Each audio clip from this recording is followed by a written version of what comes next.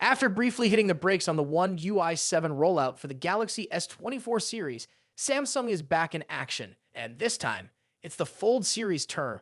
Yup, the update is now rolling out for the Galaxy Z Flip 6, D Fold 6, and even the Z Fold 6 Special Edition. So what's new? A lot, actually.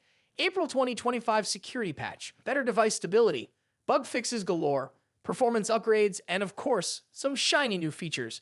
Samsung's update notes also promise smoother performance and an overall better user experience. And honestly, who doesn't want that? According to tech tipster Turan Vats on X, the update is already live in South Korea with a fresh build, and it's expected to roll out globally very soon. The update file is around 379.03 megabytes, so not too heavy. In case you missed it, the Galaxy S24 series also got the green light yesterday after a short pause. And guess what? The new BUID 9 build even fixes that super annoying lock screen bug that had users pulling their hair out. I'll admit the pause in updates was frustrating. I felt it too. But kudos to Samsung for jumping on the issue and fixing things so quickly. This is what we call a stable hotfix, a fast patch to make your phone smoother, faster, and less buggy.